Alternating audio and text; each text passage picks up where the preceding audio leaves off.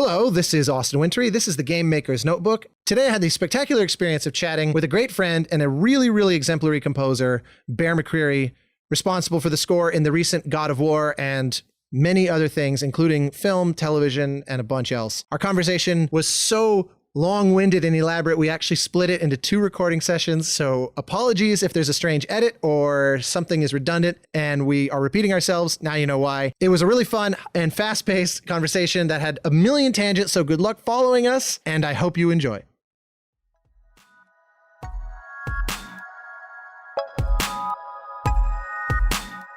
Welcome to the Game Maker's Notebook, a podcast featuring a series of in-depth one-on-one conversations between game makers providing a thoughtful, intimate perspective on the business and craft of interactive entertainment. The Game Maker's Notebook is presented by the Academy of Interactive Arts and Sciences, a member-driven organization dedicated to the recognition and advancement of interactive entertainment.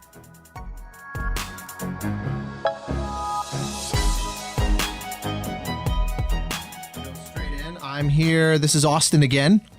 And I'm here with Bear McCreary, the king of the gods of war. Hey. How you doing? Good. Happy to be here. I want to get all over the nerdiness. I'm going to start in a super esoteric place. Well, actually, it's not esoteric at all, but something that is not. Start. Yeah. Good well, start. It's not an expected place, probably. But something that I think we have in common and that I love about your writing that I think a lot of people would recognize is that you are a melody guy. And I just wanted to kind of throw that at your feet and let you talk about that and why that might be, because we live in an era, especially in the game world, well, actually everywhere. Yeah. Probably actually even more in the movie and TV world, but in the game world, where sort of texture and groove and things like that are king a lot of the time. But Yeah. you're one of those people that that stands in stark defiance of that. Yeah. So why? What about that? Where does that come from? Why is that? Well, I appreciate that observation. I adore melody. It's the most crucial part of music for me. It's the most crucial part of the music I grew up loving. To me, the test of really great music is if you remember it 3 days later when you're doing the dishes or you're in the shower. If it just pops into your brain, you can't get it out of your brain. That's what I love about music. And melody is like the thing that you remember. Because for some, it's like, it's I guess like a rhythm, like a groove or a yeah. But I would hook. also argue that they are easier to remember. A good melody is easier to remember, or to put it the way I really think about it, more difficult to forget than a riff or a color or a groove. And how this pertains to games, I find fascinating. Because when I was coming of age, listening to Jerry Goldsmith and John Williams and Elmer Bernstein and Danny Elfman and Alan Silvestri and Basil Polidorus, my favorite film music, I was also playing 8-bit Nintendo, Sega Genesis, Super Nintendo, PlayStation. Let me take the PlayStation out of that. Up through Super Nintendo. And the scores in these games were awesome. They were, as a kid, melodic. They were ultra melodic because they had 2 things. Yeah, exactly. They had color, kind of. They barely didn't have color. They had rhythm and melody. Yep. So if you want to make a memorable score, you had to make a great melody. Not a good one, a great one. So Mega Man 2, Super Mario Brothers, Sonic the Hedgehog, I can Final Fantasy 3. I can go on and on and on and on. We all know. Yeah, I love. Have you seen the the kids react videos? There's one of kids react to original Mario, and what I love is when it boots and it just da dun dun da dun dun. They all start singing along, and hypothetically, they're all playing it for the first time. Yes, and I always thought that's proof of the transcendent. Absolutely, and. Why did I take PlayStation out of that list? Well, let me tell you.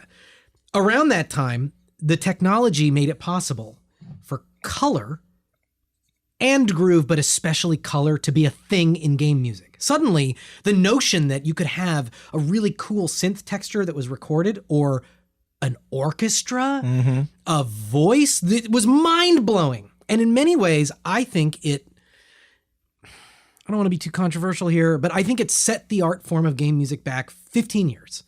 Where suddenly... You're not the first to say that. Suddenly, this whole other thing can happen. And PlayStation 1, PlayStation 2, this notion that a cool groove is game music utterly took over.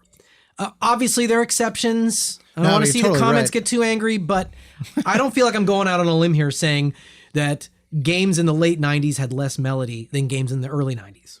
So in many ways, when I started getting back into games, I feel like the pendulum had already reached its peak in the anti-melody, texture is amazing, we can't get over that we have synths and orchestra at our disposal column.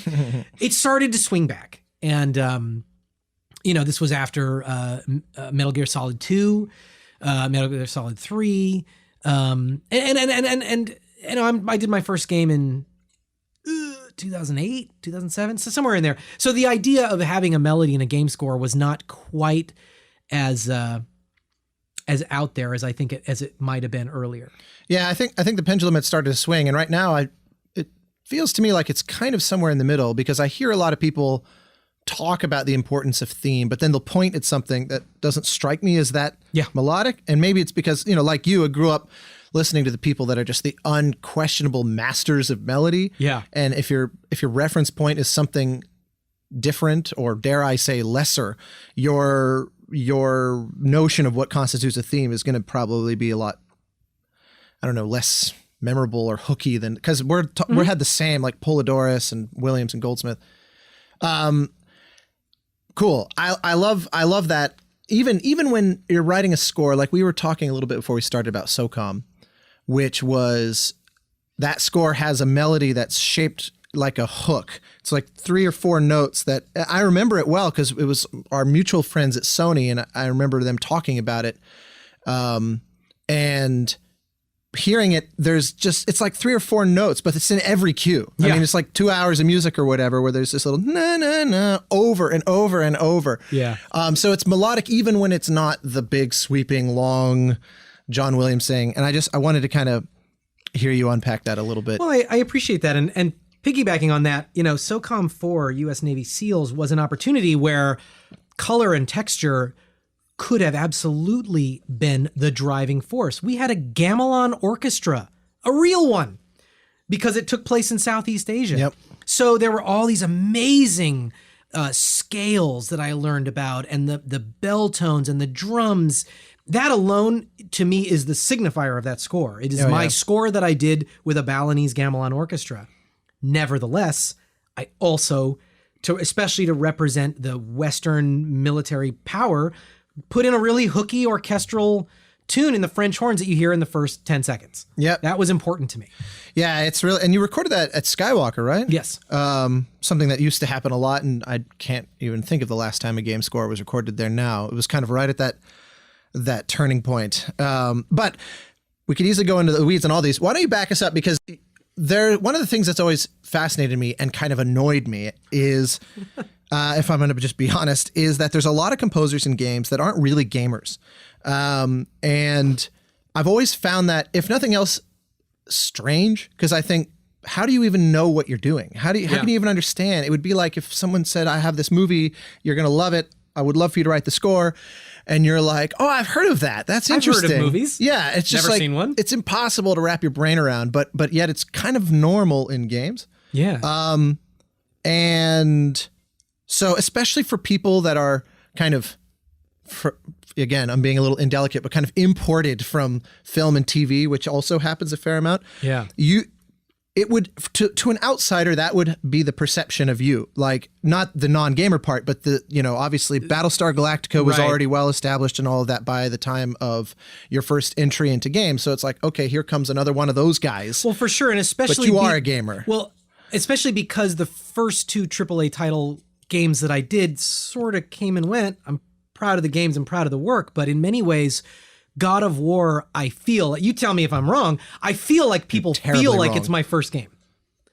Oh, like, no. I'm like, I mean, it might be the first time, or the first time a gaming audience has like picked up on who I am. That could very well be. You know what I mean? But the reality is not that I come from a purely film and television background, but I grew up playing games. I adored game music. The first music I ever made myself, I got Yamaha PSR 510 when I was like a freshman in high school, which had a sequencer built into it, Austin.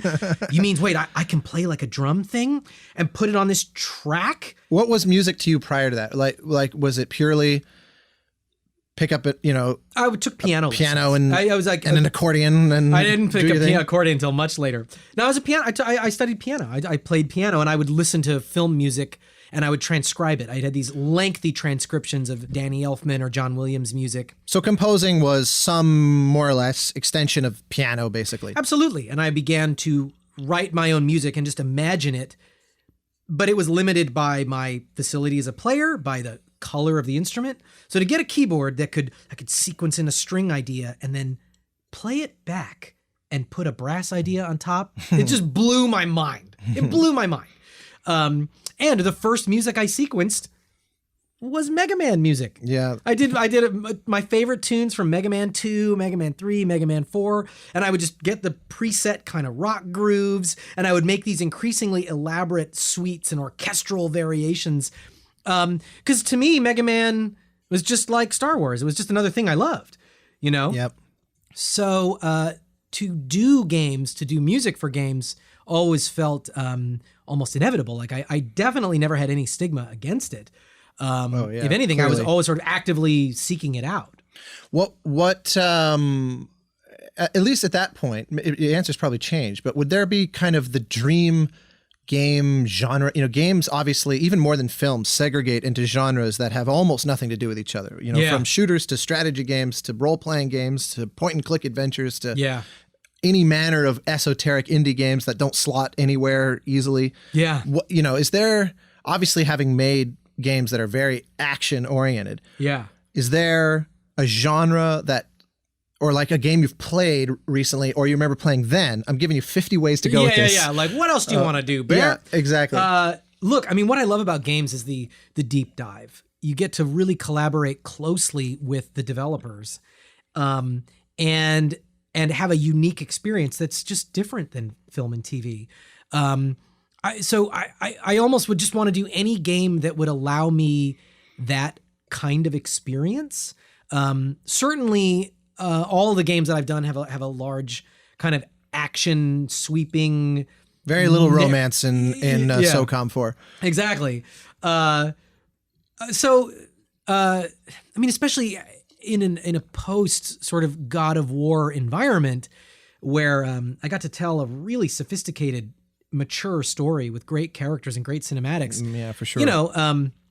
Those don't come along all that often, and in many ways, I would almost love to do a journey type. I mean, the kind of game that defined the early part of your career where it's such a different emotional experience for the player. Your music serves a different function. I mean, even like a game that reminds me of that, like with my daughter on my iPad, I played Monument Valley and Monument Valley 2. And it's just like, I want to live in this world. Nah, do you know what I mean? Like, oh my God. And I see, like every game you work on, I see the trailer and it's just like, that's beautiful. That would be fun for me. You know what I mean? But really it's just another one. Like, dude, I want to do I want them to make a new, Tenchu Stealth Assassins, or maybe make that long fabled Ninja Gaiden 4 that's actually good. I want to do a shameless, awesome, kick-ass ninja score. Like really, here's what I want you guys to do. You're not OD'd on taiko drums and no, because it's not that. The reason I also love the Ninja Gaiden scores is their shameless use of ridiculous heavy metal. Okay, so I wouldn't even use taiko drums. I want to do a ridiculous heavy metal ninja score. That would be so, just something that's something you can just have so much fun with. Oh, yeah. Where these genres go to their extreme in a way that movies sometimes don't. I mean, they sort of rein in. This is our audience. We want this demo as well. So it's sort of fun, Well, and that kind of thing, kind of the metal driving guitars and that's never far from even when you're doing orchestral music, that DNA is there. Dude. It's funny because you're such this sort of nerd and child of the, like you said, the Goldsmiths and Williams and Elfmans and whatever. But if I heard your music and knew nothing about you, I would assume that you spent your whole childhood playing in like, you know, Metallica cover bands or starting your own metal band, that kind of thing, because it's so present. Yeah, I appreciate that. And it's something I came to love later. I mean, really much later in life. That was the question. How did you even, because you absorbed that vocabulary so much and just that, like that energy, that need to just kind of keep cranking. The muscularity of it. But dude, I got that from Jerry Goldsmith. Well, that's do you know what I'm point. saying? Yeah. Like, I guess First Blood is like totally, man. And even like 13th Warrior. Oh yeah. I mean, you know, you look at the sort of blossoming of Hans Zimmer in the 90s as the muscular action guy, but he was trying to keep up with Jerry. Oh yeah. Jerry Goldsmith, I think Hans's big thing was just how it was recorded. Exactly. That's the biggest difference. And obviously Hans is brilliant at what he does, and he's evolved beyond that a dozen times over. But it was interesting at that time thinking that, like, all right, I got an action picture here. I got Gary Oldman as a terrorist, and like, who's going to be, you know, and Harrison Ford, and it's all action. I want the action guy. It Randy Newman, clearly. Well, bad example. But no, really, who would you go to? Either Hans Zimmer, who was, what, our age then? Or Jerry Goldsmith. Yeah, it was, yeah. This dude is like 75. Yep. That tells you a lot about what Jerry was doing. But let me just backtrack. When I was a kid, I loved film music. That was it. And where did that discovery come from? I think it just came from going to the movies. My mom took me to the movies all the time. And when I was 5 or maybe 6, she took me to see Back to the Future. And I had to see it the next night. I loved it so much. I took my Fisher-Price tape deck and I held it up above my head to record the audio of the movie so I could listen to the music on my own, because I loved it so much. And then a few months later... They'll be coming after you for this unauthorized duplication. Alan, I'm sorry I pirated your music. But I realized you could get a thing called a soundtrack album, where they got rid of that pesky dialogue and sound effects and you could just listen to the music. So that was, you know, for the first 15 years of my life, that was it. They were my rock heroes. They were my action stars. I would go to movies and my friends would come out being like, dude, Schwarzenegger was so cool. And I'd say, did you hear what Jerry Goldsmith did in that score? I know. Oh my God, you guys, James Horner did this. Then when I was in high school, I realized Danny Elfman had a rock band. I realized that as much as I loved Michael Kamen's score to Highlander, I really liked those Queen songs. Yep. Then I found Flash Gordon. So it was Oingo Boingo, Queen, then Pink Floyd via The Wall, which was a movie. Then I found this really cinematic, amazing art form that was rock and roll.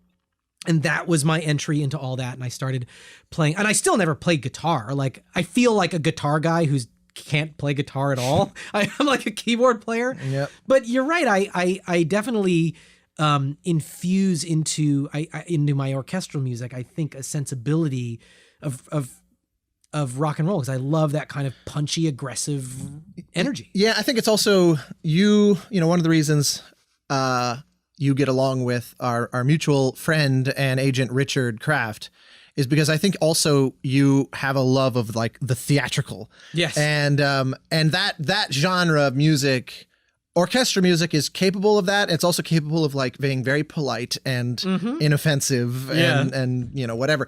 Whereas, you know, metal done politely is broken. Yes. It doesn't work at all. Yeah. It's by its nature theatrical and over the top. And that's, I think, just in your, so you were kind of on a collusion course, if I would play psychologist here for a second, with that kind of music and that kind of idiom and that kind of storytelling. Cause it was like, you needed to find something that fit your natural personality, I think, more than it shaping your personality the way it is for a lot of people. Like the meek kid who finds their first Metallica album and then discovers this inner monster. You're like, oh, finally something that sounds like how I feel. Well, I'll tell you, I appreciate that. I'll tell you a funny story too. I, toward the end of Battlestar Galactica, which I scored with all these like pounding taiko drums and a really aggressive percussion, I ended up becoming friends with Scott Ian from Anthrax, guitarist from Anthrax. And we were talking and he goes, dude, you must love Sepultura. And I go, excuse me, what? And he goes, well, I mean, come on. I mean, your music sounds like Sepultura. This is amazing. And I go, what's that? Well, it was this Brazilian metal band from the early 90s, from like hardcore side of the genre. And I went and listened to it and I was like, oh my God, Scott, this music is amazing. I love Sepultura. I've only heard 2 songs, but I love them. And then that sort of, I ended up tumbling into the really like heavy metal side of things and ended up doing the Doomstar Requiem, the heavy metal opera that was part of Metalocalypse on Adult Swim, and working with those musicians on Godzilla. But it was funny in that one of the reasons I discovered how much I love heavy metal is that a guy who'd been doing heavy metal his whole life heard my music and assumed I must know these bands. Yeah, I love that. And so it was interesting. I definitely took that seriously. No, but right. that's a compliment though, because most hardcore fans or whatever, or students of a given genre can see through somebody that's just kind of superficially skimming off the top. They can be like, that's not the you know the chords, but you don't really get metal. That would be the sort of assessment if it wasn't coming from an authentic place, and they would never be pulling deep cuts like that and throwing them at you if it was just this kind of what was neat too is that there was a sense of community that Scott was he was hearing something in my music and sort of telling me what we didn't realize he was telling me is like, there's a whole other group of musicians that are into the same things you are. Yeah, right. And he was totally right. I mean, and not only my like musicality, but even just my social life. I just started hanging out with these guys, and I think that story sort of comes full circle when I finished Godzilla, and I wanted to do a cover of Blue Oyster Cult's Godzilla, which is my favorite song from that band. I wanted to do it for the end credits, and I didn't even know how to pitch it to the filmmakers. Like, if I even bring this up, they're going to say, no way, we'll get some producer to do it. Right. So I called up my friends from Metalocalypse and Death Clock, called up Serge Tonkian from System of a Down, and I was like, I got this weird idea. What if we just do a demo? And we recorded this thing and played it for them. And it ended up being basically exactly what you hear in the film.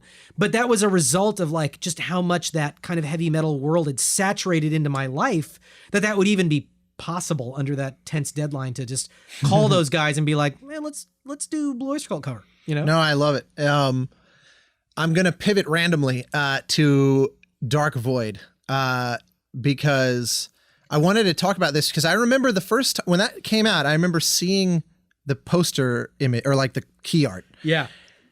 And I was convinced it was like this jetpack looking dude. And I remember thinking this is some kind of Metroidvania style game. And I was expecting some very synthy, score of that, like an homage to that sort of thing. Cause I really only was familiar, I think, with Battlestar at that point. It probably wasn't a hell of a lot else to be familiar with still.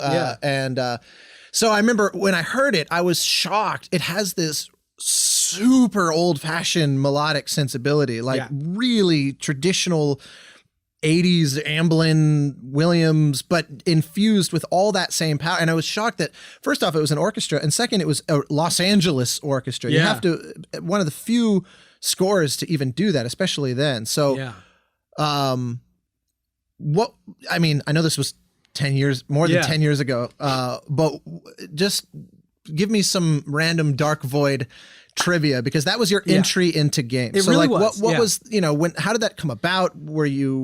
Did you hunt it down? Did it just show up? They came to me. There was a producer named Morgan Gray who had, I think, recently rebooted Tomb Raider.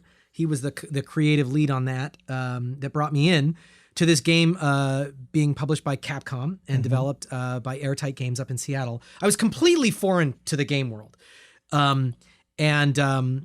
I actually think it was a lot of my naivete about the game world that resulted in the score being what it is, because I read the script or the basic outline, and because of Battlestar, I really had been out of touch with games for about 5 years. I hadn't played the new Metroid. I see. I really, I think the most current game I'd played was Metal Gear Solid 3. And that was like in a 5-year stretch, that was all I'd played. But I saw this artwork, and I just kept thinking of, you called it 80s, orchestral, Amblin, but even more than that, it was Elmer Bernstein. It was heavy metal, dude. That pulp sci-fi, and I mean heavy metal. The movie. Heavy metal. The Ivan Reitman movie.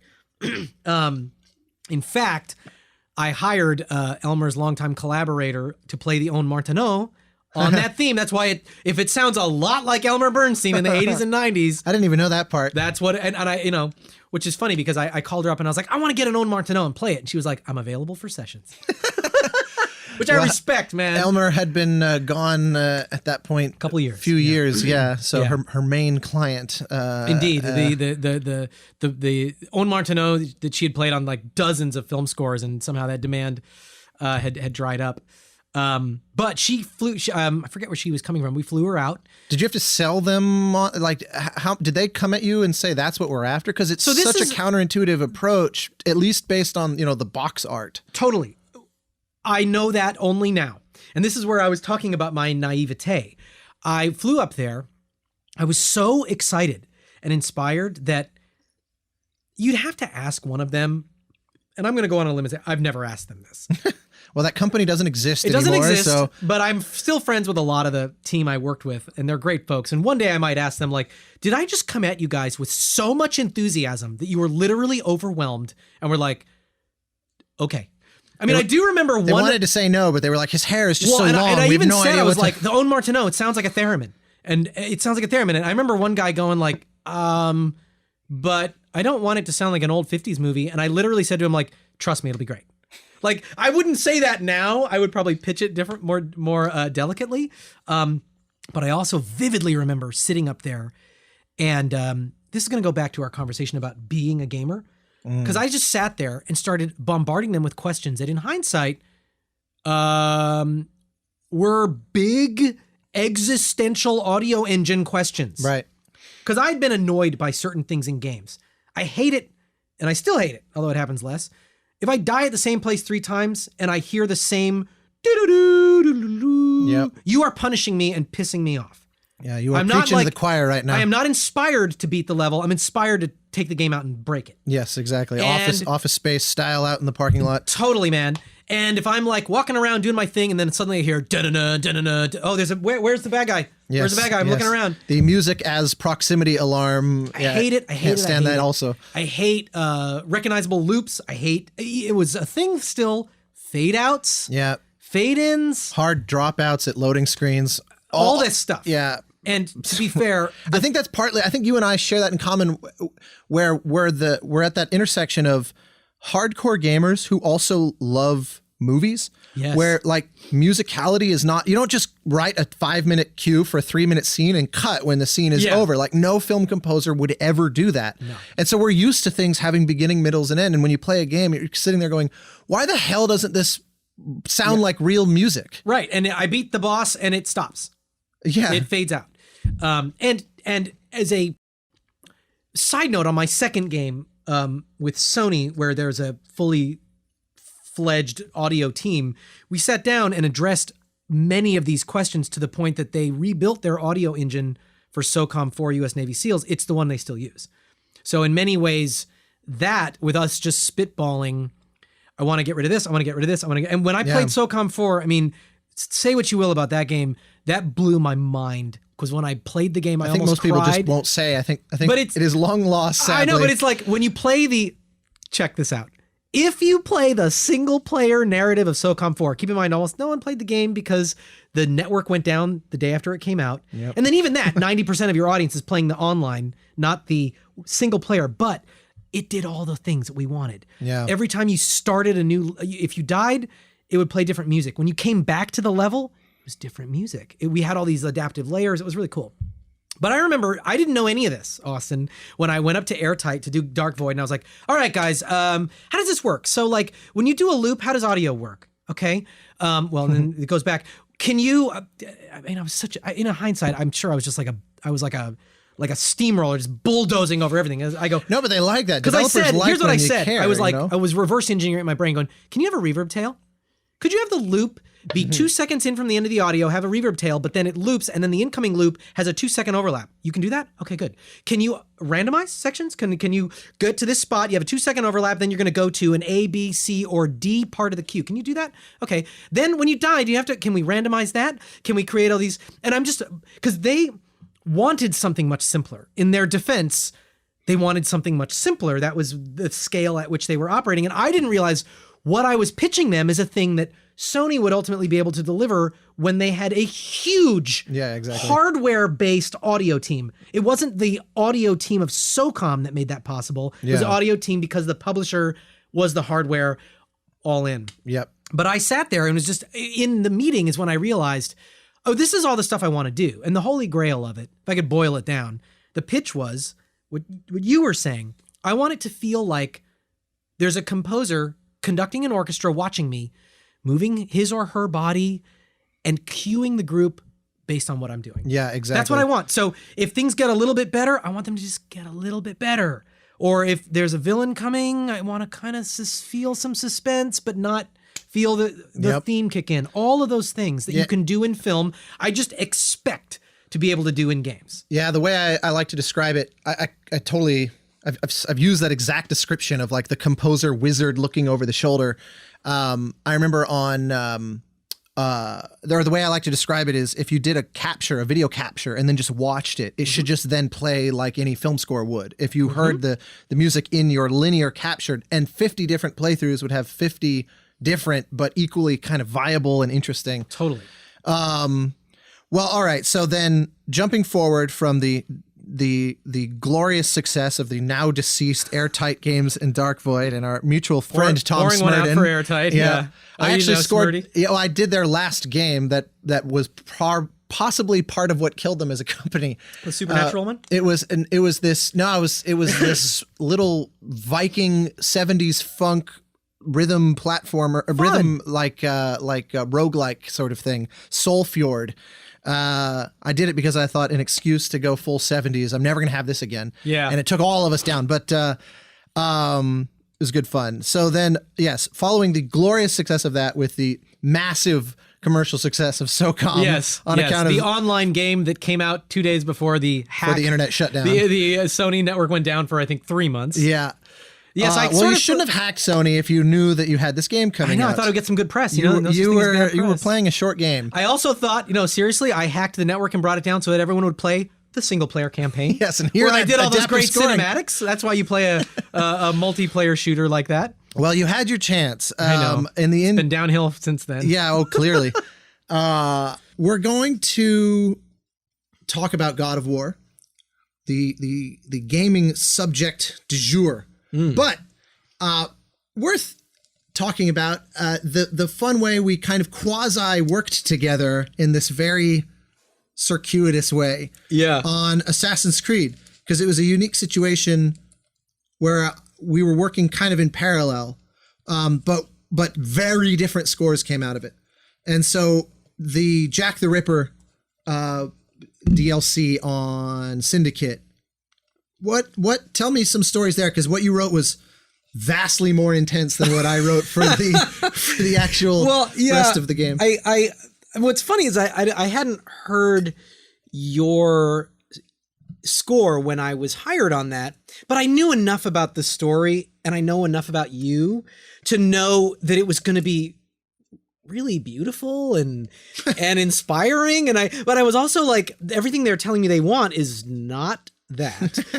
You know what I mean? Anti-inspiring. It was like very demotivating. It was very much a horror score. Yeah. Almost disconnected from any Assassin's Creed kind of trappings. Well, the gameplay also is very different from the core, the rest of the game. It was I don't want to go on a limb and speak definitively, but I believe the first female playable character in Assassin's Creed was in that DLC. Yeah. Well, Evie was playable in Syndicate, but I think they were making all of that in parallel. Yeah. Because they initially, I remember in the middle of the production of it, Evie you played her, I think, only on specific missions. And then at one point it was kind of like, this is ridiculous. She should just be, it's two characters that are basically the two sides of the same coin already. Why are we not just doing that? And so early on they committed to that. And I think the Jack the Ripper stuff kind of folded in with that, but I don't really know. It's all very smoke and mirrors from our POV. Yeah. Well, I mean, and all I knew was that the direction that I was hearing was something that was like very aggressive and psychotic and percussive and things you don't know anything about. I don't know. Yeah, it was a stretch. But it was like, so I used a lot of, I had recently for Black Sails, I had acquired a piano from Miriam Cutler of all people that I destroyed. to make the main title for Black Sails. So I had this like piano sitting around that we destroyed further for Assassin's Creed, hence all the like clanging and scraping. And does anything remain of that piano? It is somewhere. It exists. Miriam, it's out there. It's alive. But I forget where. Kind of in the ICU by the sound of it. Yeah, it's not in good shape. But Black Sails and Assassin's Creed, it came out of this. I mean, it was like I didn't know the connection of those. A valiant sort of closing life for that piano. But yeah, and then really finally cool. when I heard your score, it's like I felt validated in that I was like, I think what you're going to do is very different, and it was. I only hope that I didn't like, yours is so beautiful, and mine is just so horrific. That I'm just thinking about like fans that consume them both at the same time. There's a little schizophrenia involved, but I guess we're talking about Jack the Ripper, right? It's true. No, it's justified. But it's funny how you have a very turbocharged production sensibility as it is, but that really called for it. It hits hard. I mean, it's full-blooded horror. And I remember hearing it and thinking, Jesus, if you listen to this and then my score, mine sounds like a demo. It sounds like, so when's the rest of it when are you gonna add in the other instruments and stuff? No, it sounds great. It's just funny because we went intentionally for something a little kind of lean and mean. You leaned away from those kind of modern trappings that I doubled down on for the DLC. It was pretty funny. It's humbling. It reminds me of, there's a little indie film that I did that we scored in this very kind of like Morricone in the Giuseppe Tornatore mode. So it's like this very romantic movie like Cinema Paradiso and Elena. Legend of 1900. Yeah, totally. It's in that vein, like harmonica, like very sweet romantic harmonica is the lead instrument. And it's this wonderful little indie that I did. I really love this film, and I've done a lot of composer master classes where I'll show a scene that's there. It's just a montage scene that's all score, and then I'll put some of the Dark Knight in the same scene just to showcase how wildly different the scene becomes for when people have never thought about this stuff before.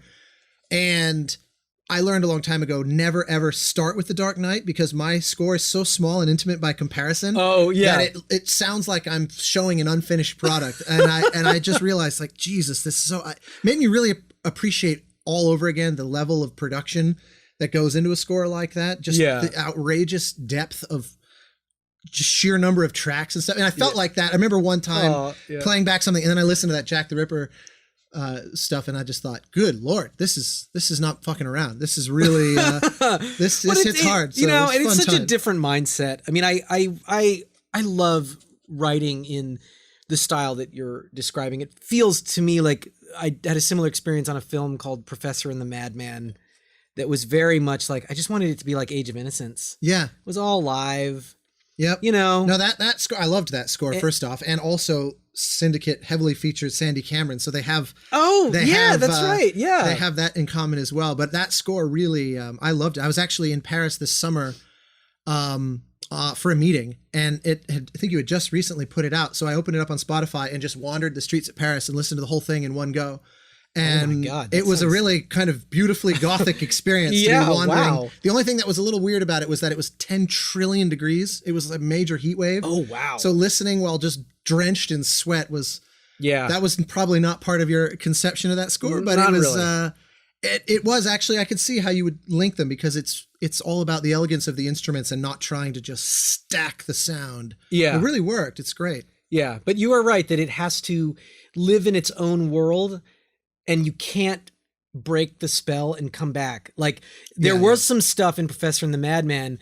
The reason I used Sandy Cameron, I love that you brought her up, is that for the Madman, I had a draft where it's like, okay, I've got this beautiful theme for the Mel Gibson character, but for the Sean Penn character, I'm going to have like drums. Like he's crazy. So drums. And of course it's me. So I'm like stacking drums. Like, I got to add a little electronic kick down the, then it's like so huge. And I watch that scene and I'm like, this is awesome. That guy's crazy. Yeah.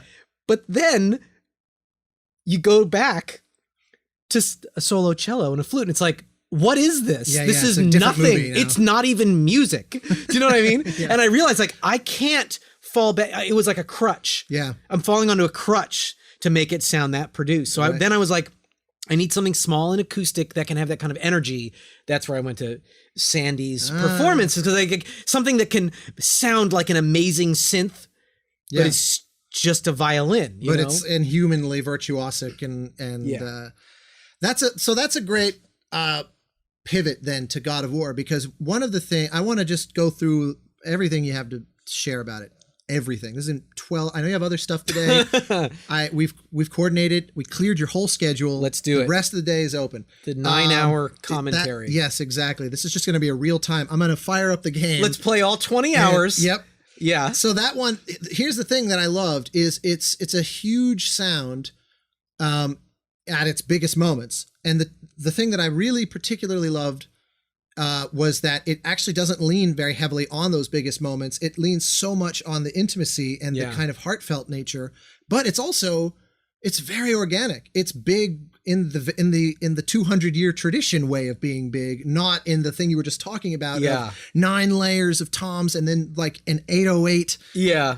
Beefing it out just because there's a few hertz unclaimed still at the bottom. Like, it's really organic, but it's gigantic. I mean, it's just so let's start from the beginning with it then, because this was a many years process, as I recall. Yeah. Like, you were involved before the game was even greenlit. Yeah. So, I had half an hour of music completed for the build that PlayStation greenlit to make the game. like the pitch. The build. pitch. I mean, that's what I'm saying. I had half hour.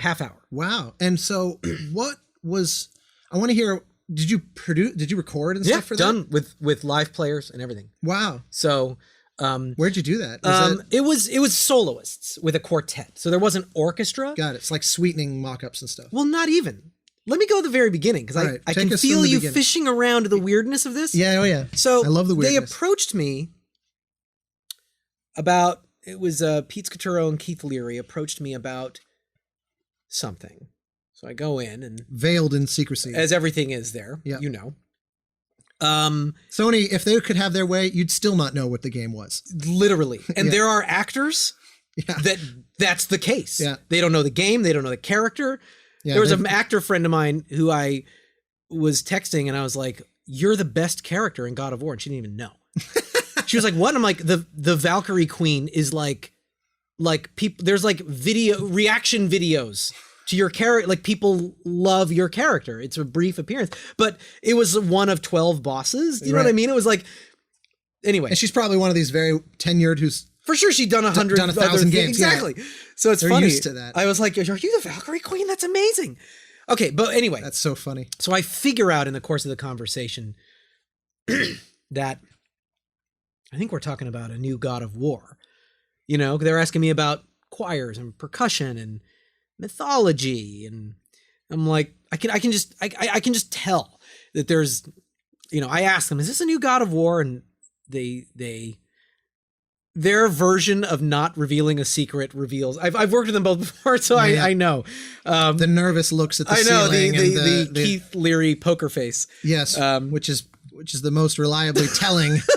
Thank God he doesn't play poker much. I know. I love him. The but trade-off great. is he's a very genuine guy. I know. You know, And you know what's great too about both of them and everybody there? It's like they really give you just like blunt feedback that makes the music better. Oh, and yeah. even when it's like, you know, this is good, it's like, yeah, but how can we make it better? You know, Yeah. I can tell you have ideas. Let's get into it. And they do bring great.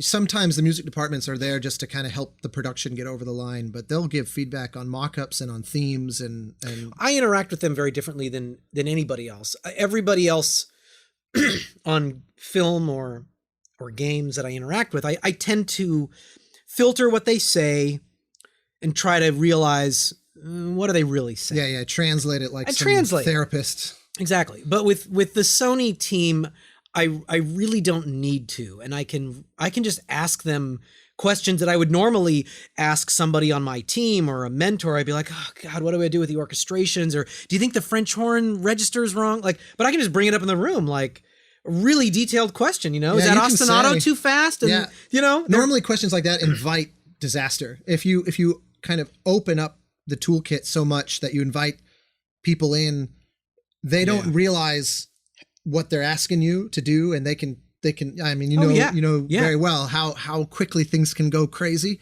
But with them, you could say, should the melody go up instead of down here? And there is a note in the theme to God of War that's my favorite. That it was the only difference between my first demo and the final was a note that went down. I think it was at the end, the ba ba ba. It's awesome, but it didn't do that. Do you know what I mean? And Pete and Keith were like, this thing where it's like ba ba ba or whatever it was. I don't know. It's good. No, it's good. It just feels a little. And I was like, it's not rocking, is it? And then I tweaked it, and it was like, I mean, I've had people come up to me and been like, those 3 notes. And I'm like, oh, the low ones? I go, no. You don't do it very often, but like at the end. It's the tail end of the melody. The fanfare at the end. It's it's almost like the happy ending for his theme.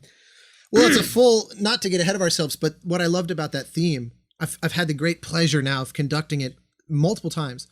And it's like those old fashioned, John Williams in particular, Goldsmith, where in the main titles setting, it has full-fledged A sections and B sections and things that you basically never hear again. It's a piece of music, but it's it's treated with its own self-contained kind of dignity, and that's just so. I hate to always be that guy that leans on nostalgia. I'm so over nostalgia as a thing because I just But there's a difference between like nostalgia for its own sake and being able to articulate the craft within the older things that you resonate with. Yeah. And to me, here's the thing. It's not nostalgia, nor is it rocket science. It's song form. Yeah, it's true. It's basic. It's tried verse, and true. verse, chorus, bridge, and damn, you missed that chorus, don't you? I'm going to hit you with the chorus again. Exactly. Do you know what I mean? So that's true. why pop music works. And that's why when we listen to our favorite John Williams albums, I'll bet most people are like me. The last track of The Empire Strikes Back, that end credit suite, you probably listen to more than the other stuff. Yeah, no, for sure. And I'm not faulting the score, but it has that shape. Yep. It walks you through it. And that's why, like, on all my films, I try to do a suite of because it's like, that's what those guys gave us. Yeah. Yeah. You know what I mean? So true. And so you stepped into that very nicely here. I digress. So I've been trying to answer your first question. Yeah, I was going to say, so tell us who you are, where'd you grow up? All right. So the idea in the beginning was to musically deconstruct God of War to the degree that it was narratively deconstructed. So the idea was, look, no orchestra. Can you score a God of War game with we want like folk instruments and like drums? We talked a lot about Black Sails, which was scored with nothing but it's pirate metal. It's pirate metal. Yeah.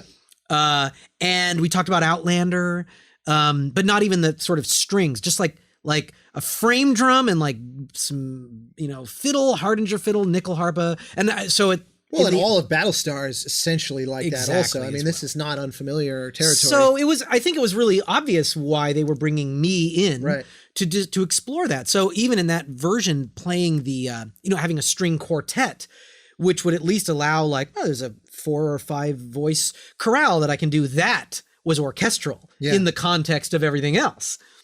And I wrote a theme for Kratos that was going to completely sort of break the mold of what God of War was, what he was. And it was a Hardinger fiddle with this little quartet. So that melody... That was the theme for God of War in the beta stage. Wow. And it was all just like little tiny percussion. It was all small and scratchy and raw. And the game was eventually greenlit. I did some themes. I did some combat stuff. I did a couple of cinematics. It was all in that vein. All of it in that vein. Yeah. Very similar to what eventually was debuted at E3. Mm-hmm. Except that was not shy though. I mean but I mean, if you pull out the orchestra, if you can imagine, it was sort of like, we meet him and his son, they go on a little adventure, they fight some guys, they kill the deer at the end. Yeah, right. That's sort of what they presented to Sony. But it was like the super raw, musically, it was like very small. And when the game was greenlit... was that exciting to you before you get into that? Was hearing that exciting, or was it one of those that because you have dipped your toes in that, you were like, oh man, I really want to do a big giant orchestral thing with God of War? Like, did you have I was quote, excited agenda there? No, my agenda really was to completely strip it down. I loved that challenge. Yeah. Do you know what I mean? That was I certainly relate to that, but I sometimes, someone shows up and like if someone says, hey, we're making Star Trek, and you immediately think like, oh, I can smell the 40 French horns now, and they're like, we're going to subvert it. It's string quartet. and sometimes that isn't fun. Yeah. Sometimes it's sort of like, no, that's not why I want to do this. And to a degree, like on Child's Play, when they asked me to do it, and I watched the film and I loved the film, and it was a decent temp, but it was all orchestral. Right. And I was like, no, like I love this movie and I want to like play hurdy-gurdy and toy pianos and your automatones and my and automaton choir, and it's like and I'll sing on it. If you're down for that, I'm in. But if you want this other thing, I now have my heart set on the other idea so much that I kind of have to do it. Yeah. But this was not one of those. This was no, it really wasn't. The deconstruction was actually exciting. I mean, and look, I played all the God of War games. I definitely finished the first two, and I had fond memories of the second one, which was the one Corey Barlog directed, returning to direct this. I did not have like this deep, passionate nostalgia for it. Right. So it wasn't like the only thing I really remembered was like there was an aggression level in the game and the music. I remember like there were scenes where it's like I'm fighting like one little thing, what the equivalent in like the old NES days would be like a slime. Yeah. But it's like I remember the choir, and it's in Latin and it's huge, and I was like, oh my God, this is amazing, but it's assaulting me. Yeah. You know what I mean? So I loved the idea of like, I don't even quite know where we're going with the game, but like, let's strip it down. Yeah. And then I met Corey, and he told me the story of the game, and I can't emphasize enough how much that changed my perspective on what the music was going to be, what the game was going to be. This guy is a storyteller. He's a filmmaker. He's also a great game maker, but I mean, his emphasis on story is unlike anybody else I've encountered in games, and I think it's evident in the game. The game, I think, especially with the much touted never cutting, the non-camera cut approach, it's interesting how cuts and editing is part of the DNA of what makes a movie, and yet somehow it makes it more filmic, that we never break that perspective, and yet that's something only a game in realistic terms. I mean, there are movies that do that, novel experiments, but that's something that only a game could really pull off that well, I think, for that scale of time. Yeah, sure, certainly. You know what I mean? Like, and yet it's kind of like, there's some filmmakers I talk to who are actually passionate about games, and that's a kind of a small demographic. And it always seems like, especially when you look at the film adaptations of games that have come, and there's just so many misfires, it's because they always learn the wrong lessons from games, and then a lot of games that are trying to be more cinematic. Yeah. They learn the wrong lessons from movies also. And Naughty Dog has done a particularly good job at figuring out what can movies teach us and yet apply. And I know that's like Kojima's big obsession, but this was one that had a different way in. Of course, there's an influence. You can feel the influence of Naughty Dog for Last sure, of Us and stuff all over it. But it's still very much a God of War game. Yeah. But I'm curious how much, because I've had those conversations of, we want this to feel filmic, and I'm always kind of like, what does that even mean?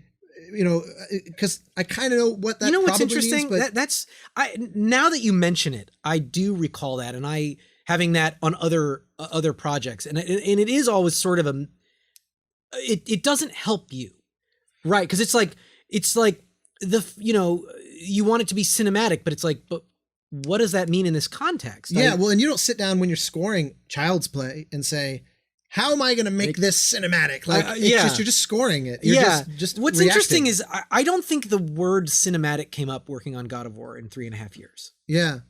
And that tells you something. Yeah. I mean, if it came up, I don't remember it. It was certainly never an emphasis. A big It driving. was just the story, Yeah. the story. How are we telling the story? What's happening in the story? What's happening with the characters, their arc? These are all words that go into making something cinematic. But I don't think Corey felt obligated to make it cinematic.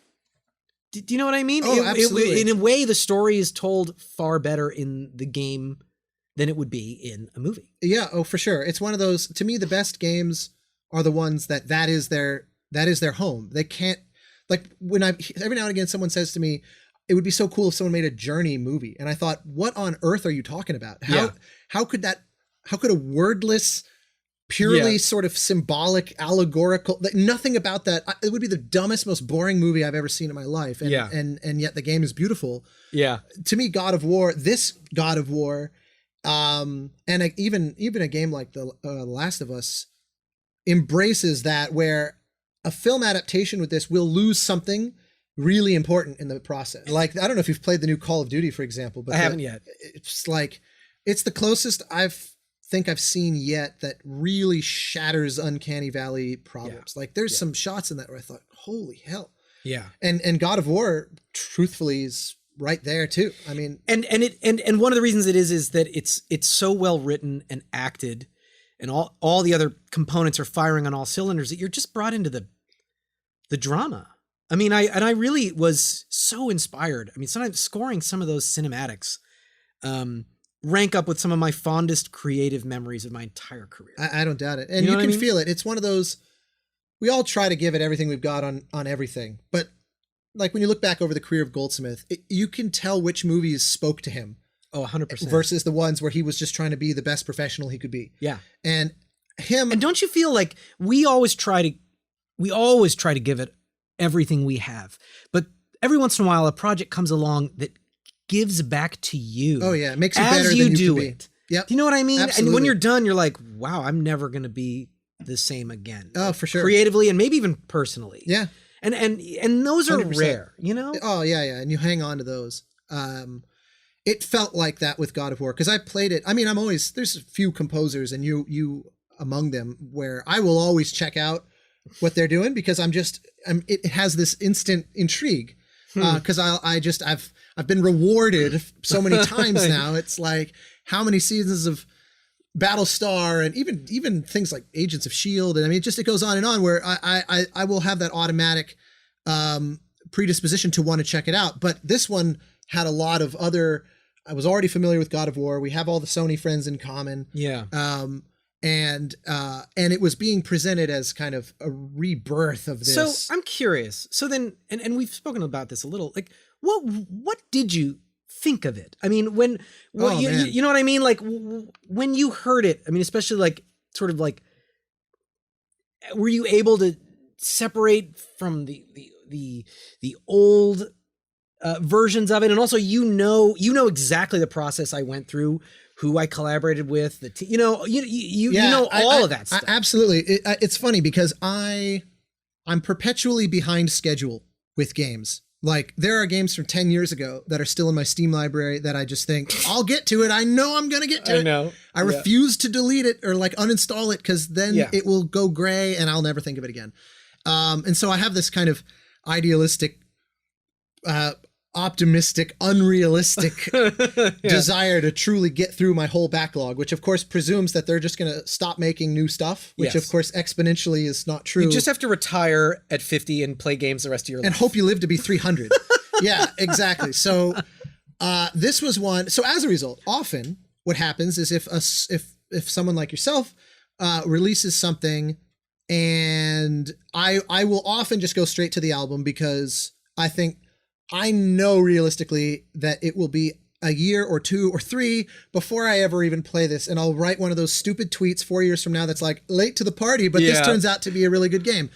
I've just been that guy so many times. And what happened with this one was, I remember the E3 thing, and I remember shooting Keith a text and Pete and saying, maybe you also, I can't remember, and being like, wow, that's how you do it. That's how you announce a game. All for that. Love that. But I didn't really feel like I walked away with a sense of what the score would be like, because it also had the trappings of just the live sound, and it was not a produced thing to the degree that I knew the product in the end would be. So I kind of thought, color me intrigued. Let's see what happens next.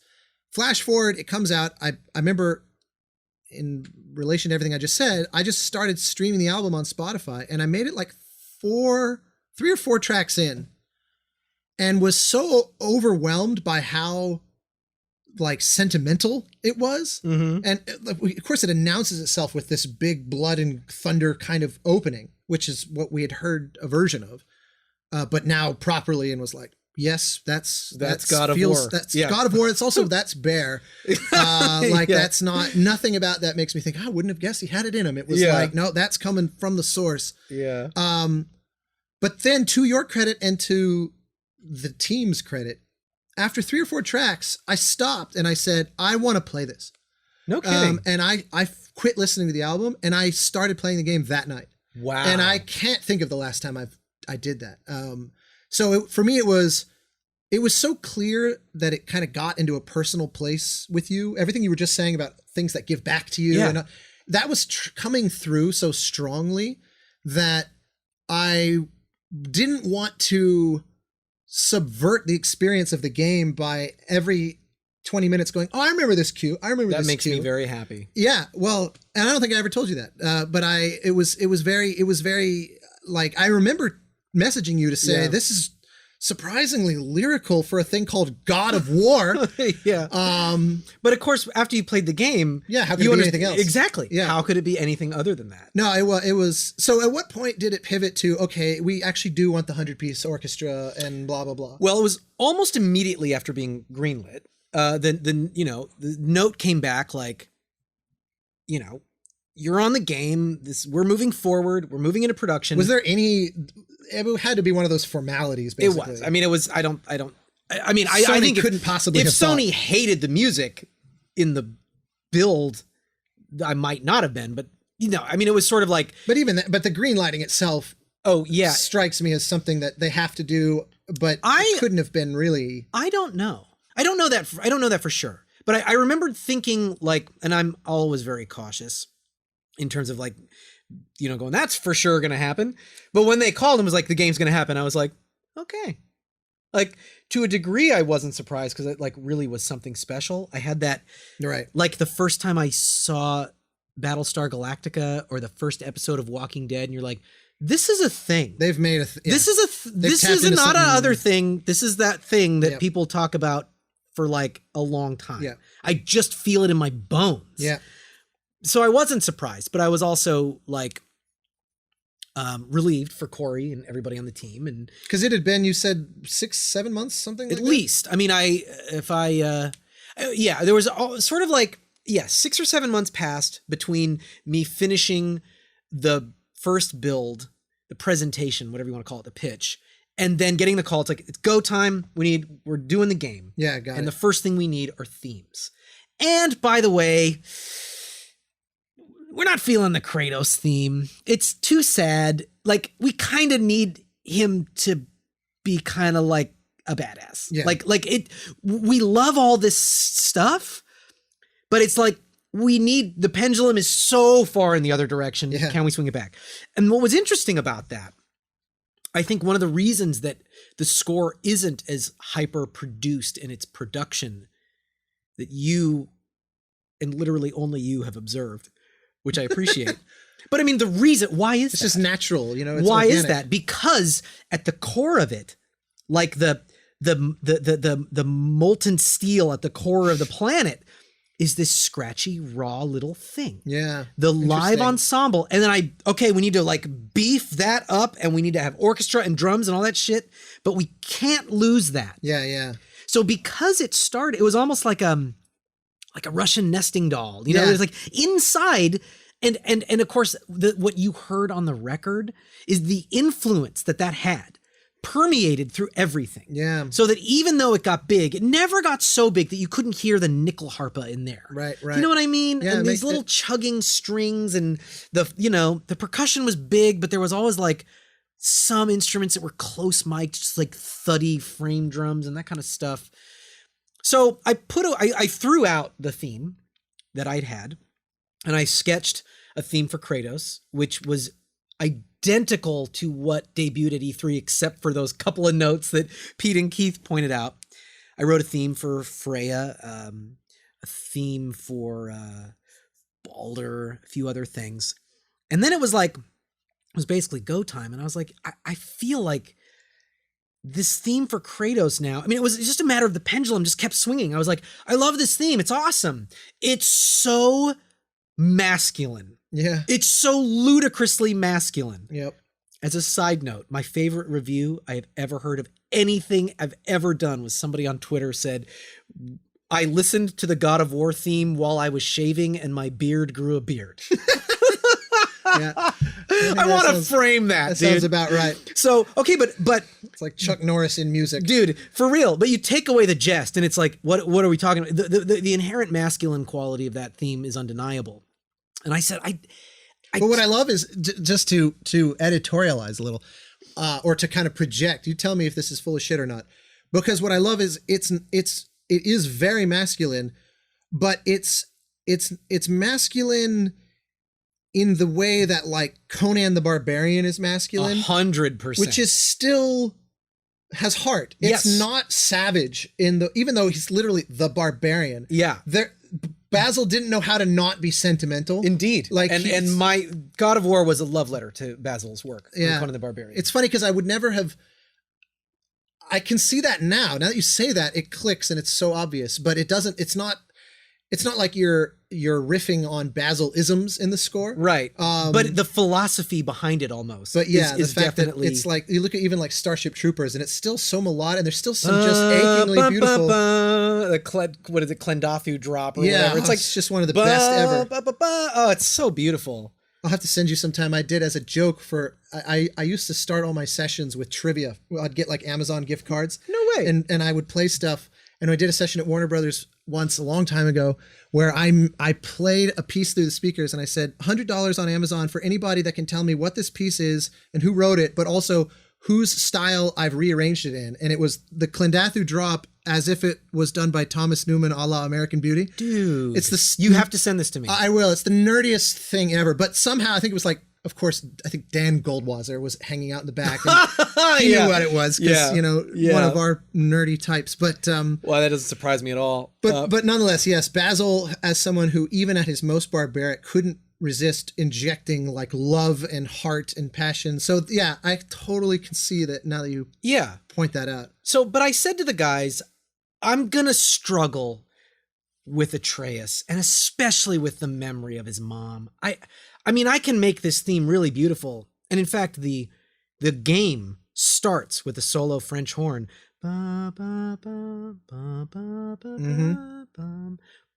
which is pretty, but it's like, I know I'm going to need more.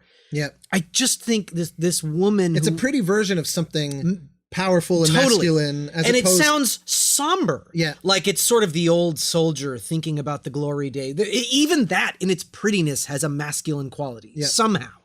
Masculine and like badass. Like it's not even just purely masculine, but it's like the violence side of that. So I just said, I think we need a theme for the mom, which can sort of function essentially as a de facto theme for the family unit. Right. Meaning when Kratos is talking to his son about the mother or about their relationship, I need something that I can go to that isn't his theme. Because when he tells him, I'm a god and so are you, we use his theme. It's a no-brainer. Yeah, yeah. But there's a few of those moments, or like getting out the blades for the first time. You need to be going to that so place. In order to go there effectively, you need another thing. I mean, it was almost like we have two parents. I just got to have two themes. Yeah. Right. So I just was like, before I start writing something, I'm just going to go back and listen to that playable build from what was at that point a year ago.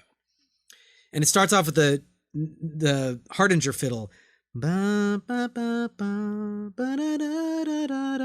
was like, what if I had a woman hum that like a lullaby?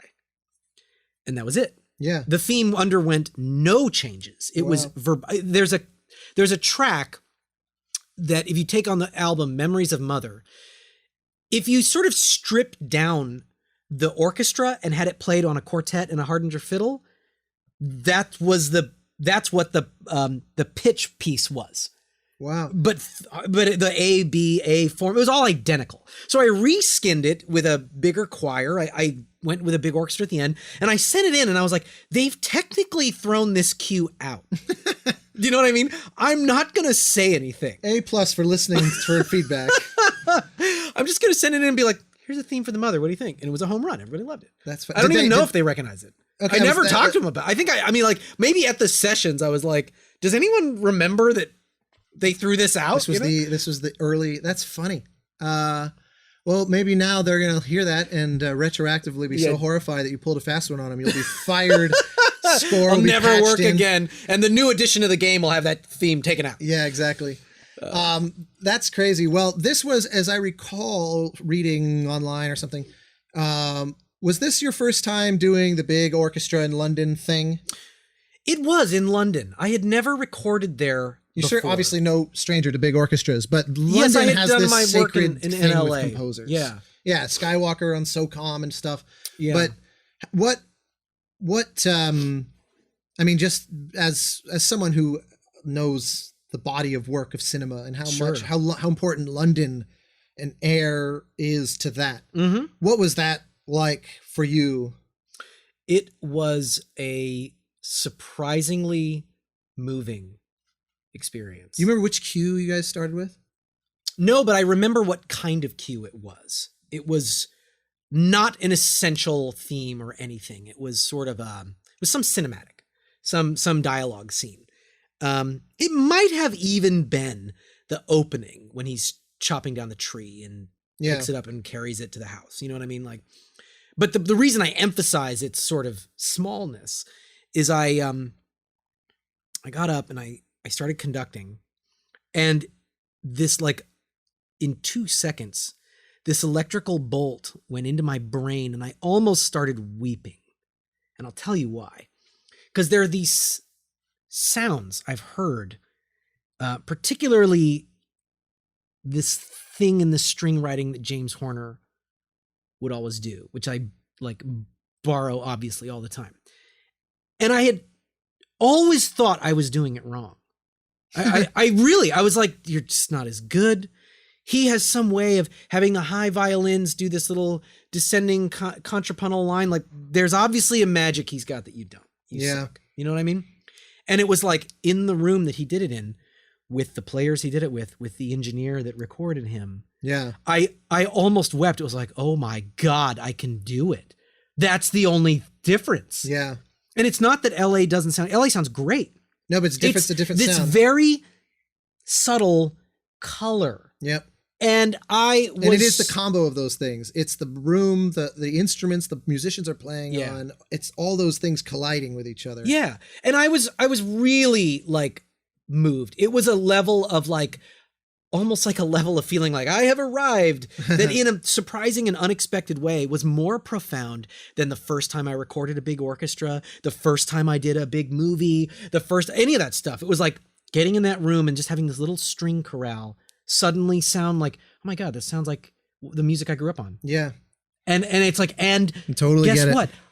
I can do it. Do you know what I mean? Well, the good news is I think that there's a whole bunch of folks that now that is their I grew up on sound. I know. And it is funny rounding that corner, you know? Well, it's amazing, man. I think we better wrap it up. I could dig into this one for just hours on it. We could literally do a play over commentary of the whole game. And because there's just every cue has a story to tell. I think that was also what impressed me while I was first listening to the album, because I thought every note seemed to count. Some score, like Empire Strikes Back is one of those where there's no filler. No matter how underscorey, throwaway the moment is, you could feel that John Williams was saying, how do I make this cue count? And to bring that around with God of War. Thank you. To bring that around to your point about production, one of the things that happens when you think about it in a Basil Polidorus, John Williams way, you say it sounds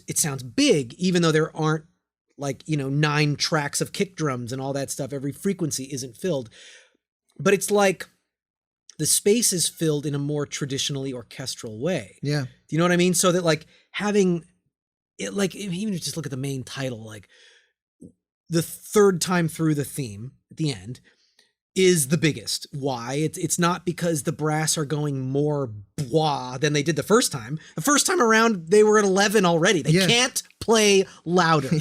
But there was a contrapuntal line I added the second time around, and then the third time around I added another one. Yep. So that the gaps are getting filled by just that like good old fashioned orchestration, so that like your brain is hearing more things that are like tucked into the cracks. And it's like building a house of cards. It's like very intricate and it takes a long time. Yeah. But it's very satisfying. And ultimately, it sounds big in its own world. You know what I mean? And it does. Well, yeah, it defines its sound out of the gate as, playing in the traditional kind of rules. And so we're not listening for the kick drum production stuff anymore. And then it overwhelms you, washes over you. I'll tell you another thing that's interesting about that as it pertains to scoring and for game and film and TV is that a lot of those scores that are hyper produced, mine included, when you turn your speakers up all the way and you play them and they're mastered on the album, they sound awesome. I mean, you're just like, I am a god. Listen to this. It's amazing. In the context against sound effects, they don't sound awesome. Yeah. A lot of times they're barely there. Yeah. When it's just hyper produced drums like dun dun dun dun dun dun dun dun, and then like blah, like you can fill the stereo track with that 100% easy. That's really easy for on a mixer on the stage. That's getting in the way of the punching.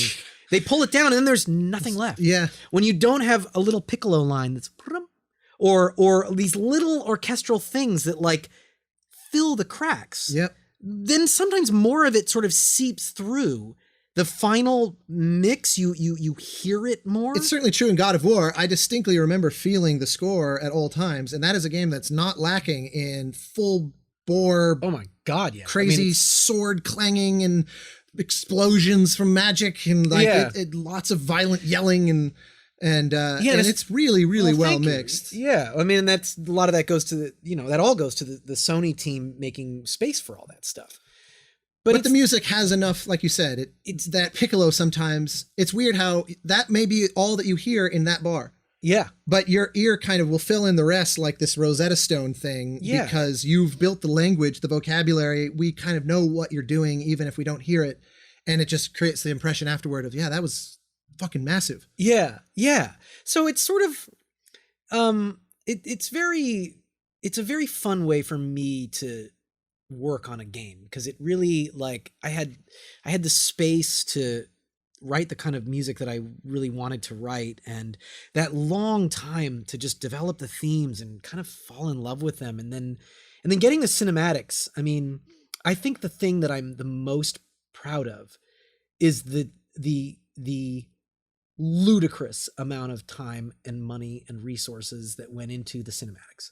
Do you know what I mean? Like, especially after I played the game and it really dawned on me. It's like, I've been playing this for a week. I'm getting to 25, 30 hours, and 50% of what I did, you only hear once. Yeah. Do you know what I mean? It's over. Just like it's fleeting. It's a season of TV. And there's so many games that I play where it's like, you get to the kind of like non-essential cinematics and it's like, I know that cue. Yeah. Oh, I know. And I listen for it, and I'm admittedly kind of a snob about it. I understand why it happens, but on God of War, it's like, I'm so proud of the fact that like, this is a scene where like, it's not a big scene. It's sort of important. Like he like, you had to go on a fetch quest to get the thing to bring the medicine back so she would heal your son. Like in the old Zelda days, it would have been doo doo doo doo. Yeah. That's it. It's like, whatever, you achieved the thing. Or it's like, it's just dialogue. But instead I spent a day, and it's on the record. It was called, I forget what it's called, The Healing or something, because it was like so layered. His Kratos theme, the mom theme, the Freya theme, hints of the Baldur theme. And it was like every line of dialogue. It's like, you're talking about this thing, but like, we know later that Freya is actually talking about her son Baldur. We don't even know, but I'm gonna put it there. And it was like so ludicrously layered. I think I ended up, there was a music theory class that when the record came out, tweeted at me. They like broke down the main theme, and I was like, oh, that's easy. But if you guys can do The Healing, I'll be impressed. The next week they had broken it all out, and they caught like fragments of the, I mean, it was like, wow. I tweeted the image. You can find it. But I was like, the level of passion that went in for me to write that. And again, just that Sony like said, let's spend a half an hour of our full orchestra time to score the scene when you bring the thing back and wake up your son. That is a dedication that is beyond. They leave no stone unturned. It's amazing how games so often end up in this hierarchy of, okay, here are the kind of the real money scenes, here are the big boss battles, here are this, and very quickly this pecking order develops where it's like there may not be music for a third of the game, and we're just going to music edit our way to the finish line. And I remember I had a conversation with the producer once on a game, and I was like, you got to get me the last cinematic, dude. We're recording like in 2 days. You got to get it to me. You got to get it to me. And then finally he was like, only 1% of the audience is going to see this. Yeah. Like we know this, like it's researched and known. You know what I mean? I was still like, send it to me. I don't care if it's rough. Like it's the end cinematic, and they did. And I wrote it and we had to edit it, but it was realizing that it's a systemic challenge. Yeah. Yeah. Well, again, I could go, I so eagerly want to endlessly dive in. But I think we better call there. Yeah, I feel good. Good. I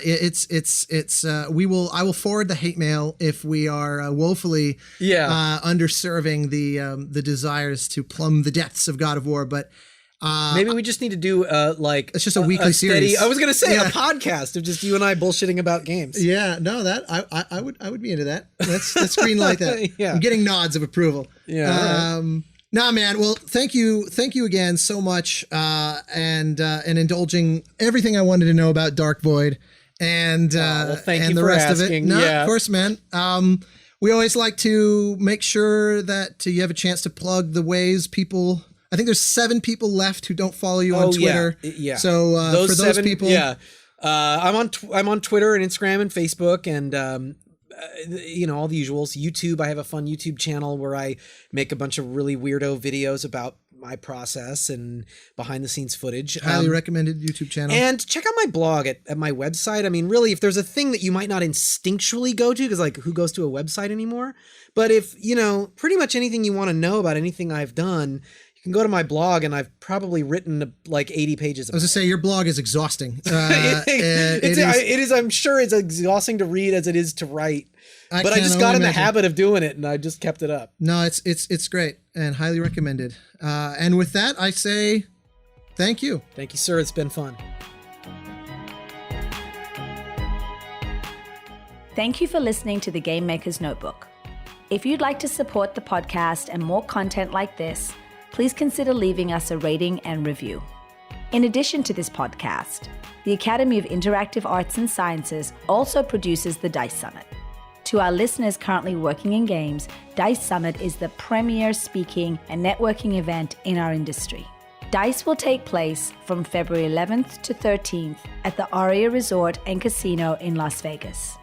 Listeners will receive 20% off their DICE Summit registration with code GMN2020.